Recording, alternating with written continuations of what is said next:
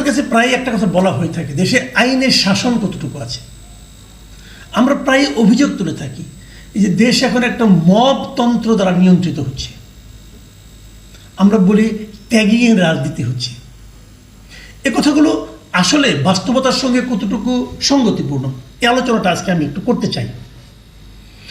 তার আগে আমি আরেকটা কথা বলি, একটা সংগঠনের নাম বলি। দেখুন তো এই সংগঠনটার সম্পর্কে আপনার কোনো ধারণা আছে কিনা। সংগঠনের নাম হলো আন্তর্জাতিক ফ্যাসিজম ও গণহত্যা গবেষণা ইনস্টিটিউট। ইনস্টিটিউট কিন্তু কখনো এই ধরনের সংগঠনের নাম শুনেছেন? এই ধরনের ইনস্টিটিউশনের নাম শুনেছেন?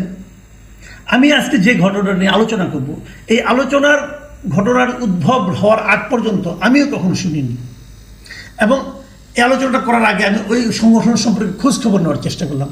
কোথাও কেউ এই সংগঠনের অস্তিত্ব সম্পর্কে কোনো ধারণা দিতে পারল না। এই সংগঠনের মূল লোককে, এই সংগঠনের সভাপতিকে অথবা চেয়ারম্যানকে অথবা তার সঙ্গে অন্য কোন কোন ব্যক্তি জড়িত আছেন কেউ জানে না। কিন্তু তাহলে এই সংগঠন আলোচনা করবো কেন?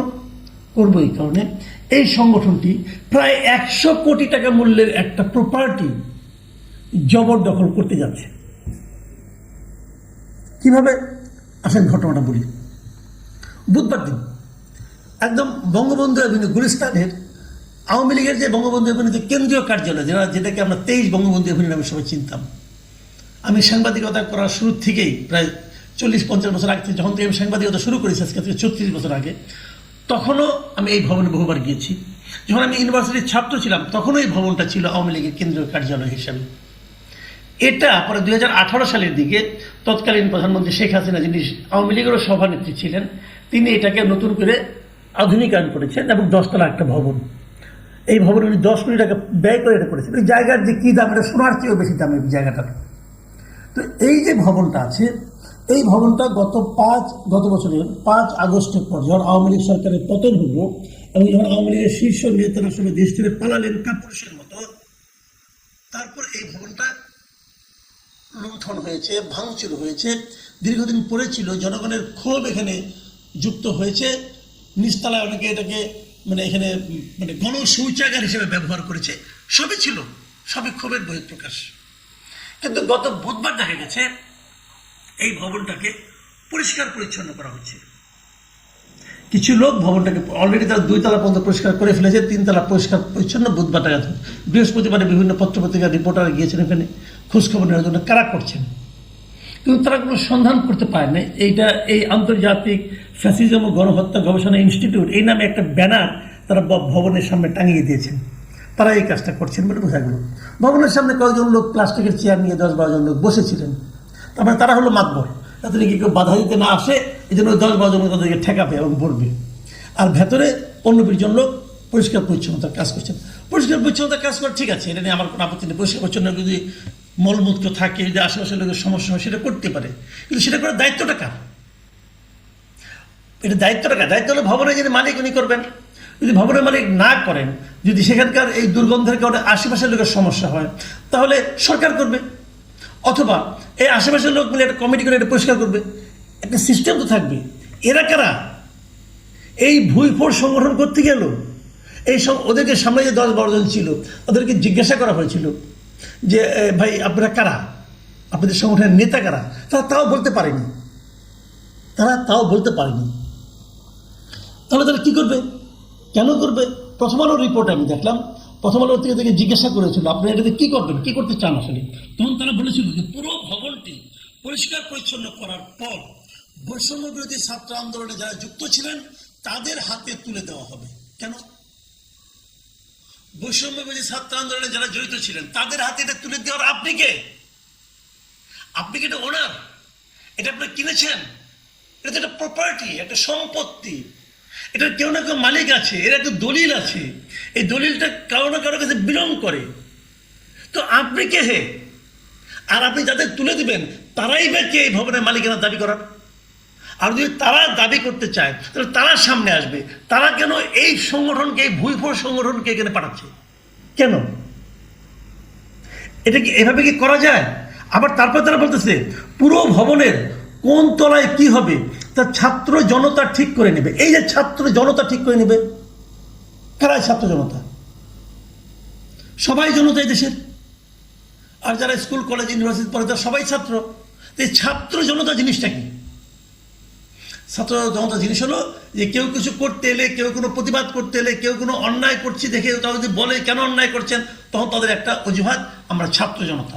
মানে আমি ছাত্র জনতা, তবে আমি সব কিছুই করতে পারি। সবাই তো জনতা, তাহলে থানা পুলিশ লাগে না। কোনো অন্যায় হবে, ধরতে গেলেন, বলো আমি ছাত্র জনতা, আমরা ঠিক করে দেবো। ভাই চলছেটা কি? এই যে চলা, এই যে গায়ের জোরে কাজ করা, গায়ের জোরে এটা দখল করা, ওটা দখল করা, একে মারা, তাকে ধরা, তাকে ধমক দেওয়া, তাকে হুমকি দেওয়া, তাকে তার কাছ থেকে চাঁদা আদায়ের জন্য তাকে চাপ দেওয়া, এগুলো কি বলা হয়? মব সংস্কৃতি। এটাই মব কালচার। আমাদের এই মব কালচারের মধ্যে দেশটা ঢুকে গেছে। এখন কেউ প্রতিবাদ করছে না। দেশে যে একটা সরকার আছে টের পাওয়া যাচ্ছে না। আপনারাই বলেন জিনিসটা। আমি ধরে নিলাম না আওয়ামী লীগের প্রপার্টি, ধরে নিলাম আওয়ামী লীগ একটা খারাপ দল, তো আওয়ামী লীগ কি নিষিদ্ধ দল? আওয়ামী লীগকে কিন্তু স্থগিত, আওয়ামী লীগের রাজনৈতিক কর্মকাণ্ড স্থগিত করা হয়েছে, নিষিদ্ধ করা হয়েছে। রাজনৈতিক কর্মচারীরা রাজনীতি করতে পারবে না, মিছিল করবে না, মিটিং করবে না, জনসমাবেশ করতে পারবে না, বিবৃতি দিতে পারবে না, সব ঠিক আছে। তাদের ঘর থেকে উচ্ছেদ করবেন, তার অফিস ভেঙে দেবেন। এই ভাঙাভাঙি কিন্তু গত 1 বছর ধরেই চলছে। দেশের কোনো জায়গায় আওয়ামী লীগের অফিস আপনারা পাবেন না, সব ভেঙে দেওয়া হয়েছে। তো ওইগুলো তো কারো না কারো সম্পত্তির উপর ছিল, জবরদখল করা হয়েছে। আপনি কীভাবে জবরদখল করেন? ওই সম্পত্তির একটা মালিক আছে। যদি আওয়ামী লীগ যদি যখন ক্ষমতায় ছিল, তারা যদি অন্য কারো সম্পত্তি গায়ের জোরে দখল করে সেখানে অফিস বানিয়ে থাকে, তাহলে সেই লোক যার সম্পত্তি দখল করেছে সেই জায়গাটা দখল করবে। কিন্তু সেখানে তো আপনি একটা অন্য কোনো যে ছাত্র জনতা, তৌহিদি জনতা, অথবা বৈষম্য বিরোধী জনতা, অথবা ফ্যাসিবাদ ও গণহত্যা গবেষণা ইনস্টিটিউট, এইরকম একটা সাইনবোর্ড টানিয়ে তো আপনি দখল করতে পারেন না। এবং সেটাকে করতে দেওয়া হয়েছে। কে দিয়েছে? এই সরকার দিয়েছে। এই সরকার বড় বড় সংস্কারের কথা বলে না, যে এই সংস্কার হবে, পুলিশের সংস্কার হবে, বিচার বিভাগের সংস্কার হবে, সব কিছু সংস্কার হবে। আচ্ছা, আমার খালি একটা কথা, সংস্কার হওয়ার পর আমরা কি পাবো? সংস্কার তো আপনারা করতে চান, ডক্টর ইউনূস সরকার তো সংস্কার করতে চান, খুব ভালো কথা। সংস্কারের পরে আমরা কি পাবো সেটা আপনি দেখাই দেন না আচরণ দিয়ে। আপনার যেহেতু সংস্কারটা আপনি করতে চান, তার মানে আপনার হৃদয়ে সেই সংস্কারের আকাঙ্ক্ষাটা কাজ করে, সেটা দেখেন না ভাই। একটু আপনার আচরণের মাধ্যমে দেখান, তাহলে তো আমরা বুঝতে পারি যে সংস্কারের পর আমরা কি পাবো।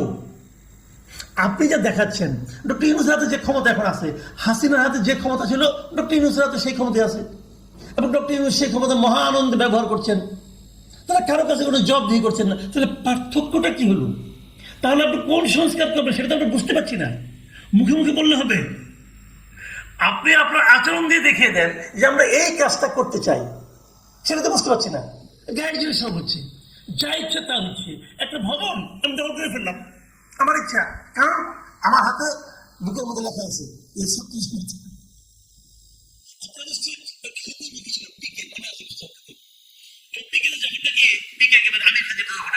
মারতে যাই সে করে কিন্তু যত দেবী দেবদেবী আছে সবার ছবি গালের মধ্যে লাগিয়ে রাখে।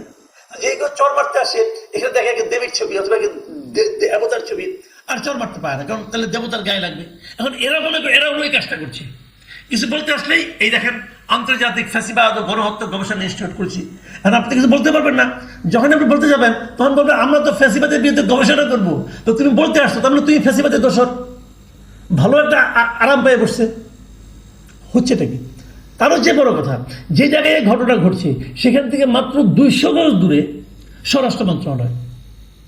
এই স্বরাষ্ট্র মন্ত্রণালয়ে একজন উপদেষ্টাও আছেন, উনি আবার সাবেক লেফটেন্যান্ট জেনারেল। উনি কি করছেন এখানে বসে বসে? উনি দেখছেন না এই কাজটা? যদি আওয়ামী লীগকে আপনারা বাতিল করতে চান, আওয়ামী লীগের সমস্ত সম্পত্তি বাজেয়াপ্ত করতে চান, করেন, একটা অর্ডার দিয়ে করেন, একটা আইনের মাধ্যমে করেন, যা কিছুই করেন আইনের মাধ্যমে তো করবেন।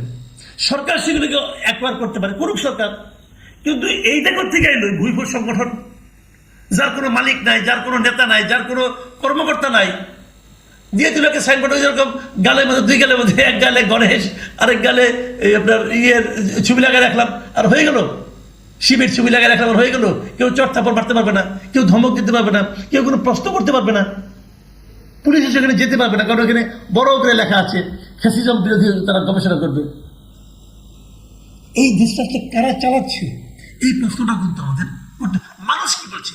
মানুষ কিন্তু নানা রকম কথাবার্তা বলছে যে এটা কি করা যায়, আবার এর মধ্যে কিছু অন্যরকম চিন্তার মানুষ আছে। কিন্তু এই যে দেখলাম কেউ কেউ বলতেছে এটা এটা আসলে কোনো ফ্যাসিজম বিরোধী কোনো সংগঠন না, এটা আসলে আওয়ামী লীগের লোকজনই করতেছে, তারা ওই ব্যানার লাগিয়ে ভবনটাকে পরিষ্কার করতেছে।